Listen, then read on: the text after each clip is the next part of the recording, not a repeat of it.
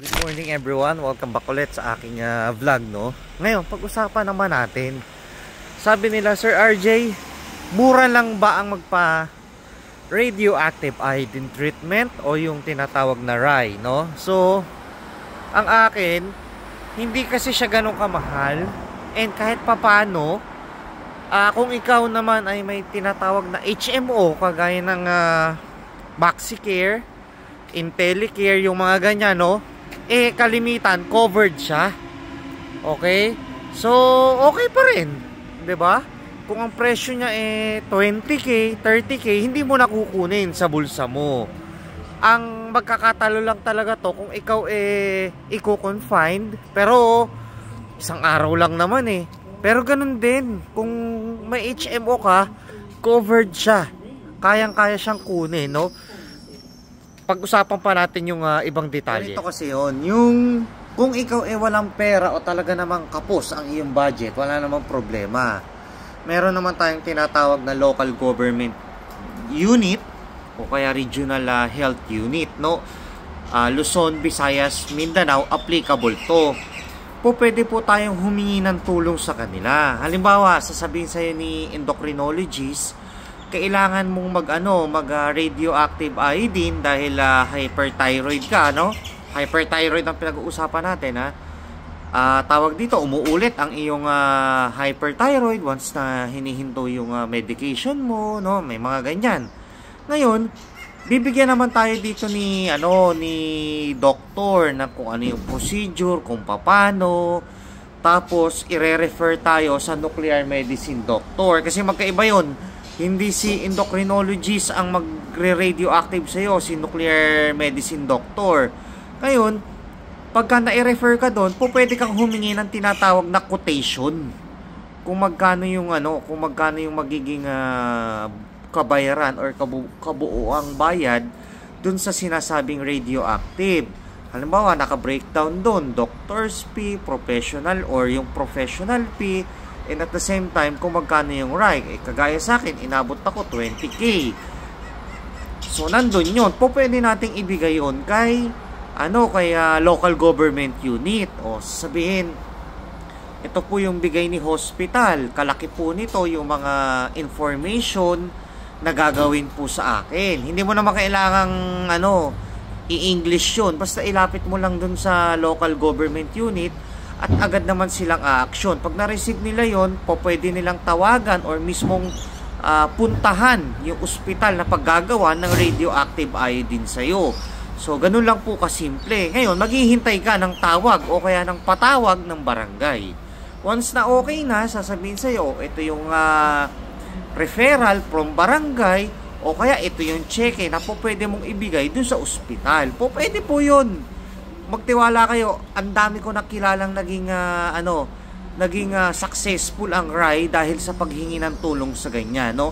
O kaya kung may kakilala kang mayor or direct ka na doon sa office of the mayor, pwede po yun. Wala naman tayong magagawa kung hindi mo kayang bayaran yung hinihingi sa yung 20k, 30k for radioactive iodine, no? So, wag na po tayong mag-atubili. Lumapit na po tayo sa local government unit. Tutulungan po nila tayo. Hindi pwedeng hindi. Kasi kaya nga po tayo lumalapit sa kanila dahil kailangan natin ng help. Ang tanong nyo sa akin kung po pwedeng makakuha ng libreng radioactive iodine o RAI, pwede po. Pwede po talaga. Operation nga, may nalilibre. Chemotherapy nga, may nalilibre. Maraming ospital dyan. Talagang tsatsagain lang po natin. Yun nga lang ang pangit sa sistema natin, no? Talagang pipila ka, magtsatsaga ka. Pero ang kapalit naman nun, nagawa yung procedure na dapat para sa'yo. Alam ko namang nakakainis pumila, pero subukan na po natin. Subukan na po natin ngayon na. Huwag nang patagalin pa. Lumapit po tayo sa government natin, sa local government natin. Okay?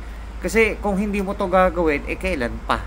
Diba, gagawin mo to kung kailan malala na, kung kailan na nahihirapan ka na, gawin mo na ngayon. Wala namang masama, wala namang mawawala. No, basta sabihin mo lang, kahit nga sa company nyo, pwede mong gawin yan Kung kailangan mo talaga ng budget, pwede kang mag-apply ng financial loan. Kung sakaling kailangan mo, you can do it. No? Halimbawa, sasabihin mo doon sa HR mo or doon sa superior mo or sa manager mo, sabihin mo, kailangan ko po ng ganito, paano po kaya ako hihingi ng tulong sa company via soft loan? Po, pwede po yun. Okay? Halimbawa, pautangin ka nila ng 20,000 pesos o kaya ng 30,000 pesos. Sabihin mo, pwede po kaya to payable in 2 years or in 1 year? Po, pwede po yun. Lalo na ngayon, October na, malapit na yung bonusan, no? 13-month pay, Christmas bonus. So, paglaanan natin ng pansin. Okay, paglaanan na natin ng budget. Tandaan nyo lang, no? Ginagawa yung radioactive iodine treatment sa ospital na medyo malalaki. Okay? Kagaya ng Chongwa Hospital sa Cebu, sa Mandawi, ganyan, meron yan, no? Sa Davao meron din yan, sa Leyte. Hanapin lang natin kung saan, kasi dito sa Maynila medyo marami. Andiyan yung PGH, yung tawag dito Makati Med, yung ospital na pinuntahan ko, yung Parañaque Doctors Hospital, yan, meron yan. Yung Asian Hospital, syempre yung mga ganong ospital, yung mga Asian, MMC, medyo may presyo. Pero sabi ko nga sa inyo, kung covered ka naman ng HMO, yung mga MaxiCare na yan, libre. Kasi yung kakambal ko, no, ang binayaran niya 27K. Actually, wala naman siya kinash out kasi nga covered siya ng HMO, yung IntelliCare yata niya. No, so na-confine siya ng at least isang araw sa ospital. Tapos parang lahat yung kanya 27,000 lahat yung binayaran ng HMO niya, no. So ganun lang. Hindi naman siya dapat ikahiya, no, lalo na kung hihingi tayo ng tulong dito sa local government unit. Ano magagawa natin? Kung may kakapusan tayo, di hihingi tayo ng tulong. Simple as that, no? So, ganun lang po kasimple, ha? Kaya sana guys, no, maging sa atin to, maging eye-opener. Kasi, kalimitan sa atin, ayaw lumapit sa, sa local government unit, no? Mas gusto nila na indahin na lang yung sakit kesa dun sa gumaling, no? Maging eye-opener to. And at the same time, ito lang yung sasabihin ko sa inyo. Kung magkakaroon kayo ng chance na kumuha ng insurance, please, gawin nyo po.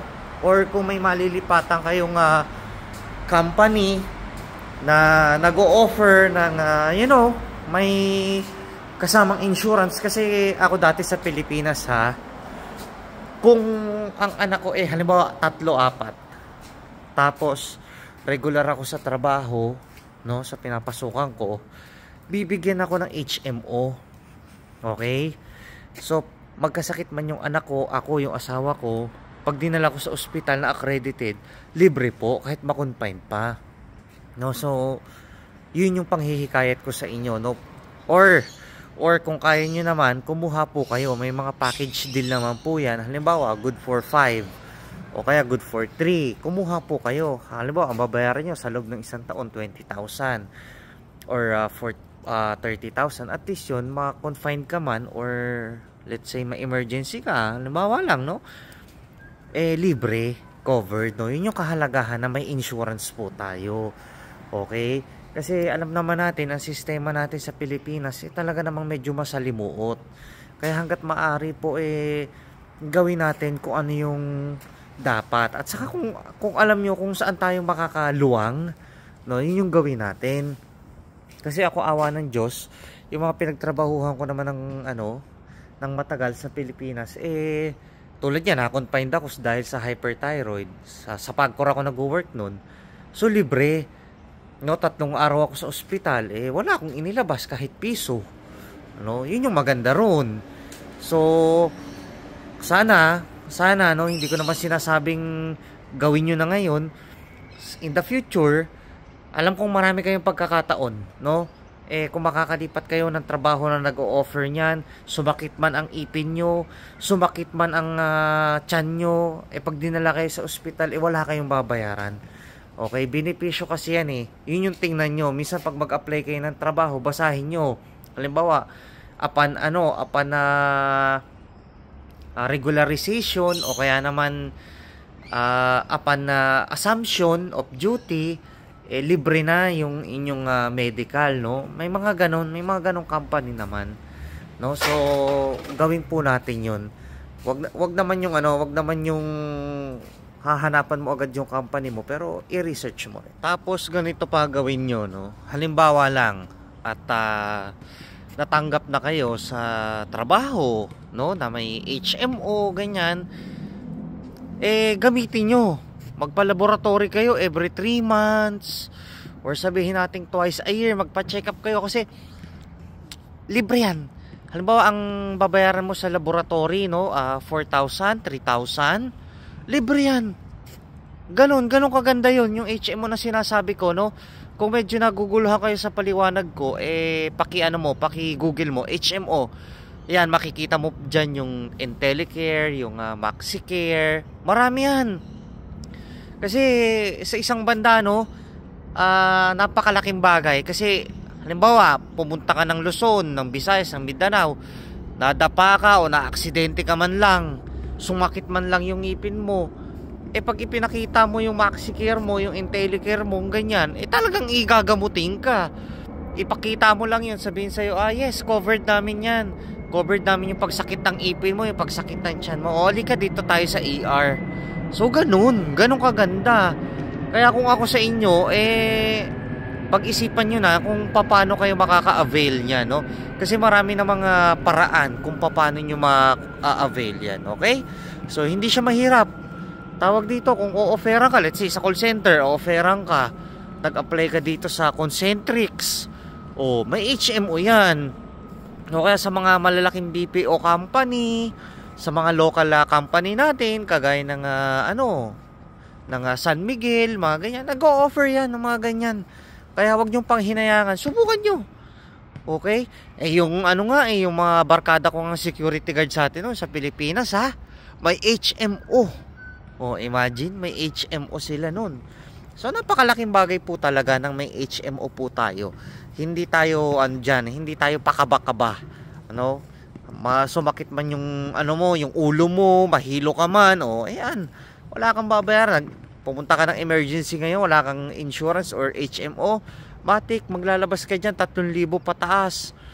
Pumutok man lang yung kilay mo rito dahil sa basketball, nasiko ka. Pagdating mo ng ER dahil may HMO ka, libre. Kung wala, bayad ka ron, mga 3,000 yun, mga ganun. Depende sa stitches, 'di ba? So ganun lang. Kaya kung plano nyong magparay at medyo talaga namang alam naman natin may kakapusan tayo, hindi mo naman din masabi talaga, no? So wag po tayong mag-atubiling lumapit sa local government unit at saka o kaya sa RHU, sa Regional Health Unit, no, or sa Office of the Vice Mayor, Office of Mayor. So po pwede po 'yun. Wag po tayong mahiya. Okay? Alam naman natin na medyo pagdating sa usaping ospital, sa hospital bill, talaga namang nakakagulantang ang mga presyuhan, no? So for me, 'yun lang naman. Lumapit po tayo sa government natin. Nagbabayad naman tayo ng tax. Mamamayang Pilipino naman tayo, so may karapatan po tayong humingi ng tulong. Huwag po tayong mahiya. Hanggang sa muli, maraming salamat sa inyong panonood at good morning everyone. Mabuhay po tayong lahat.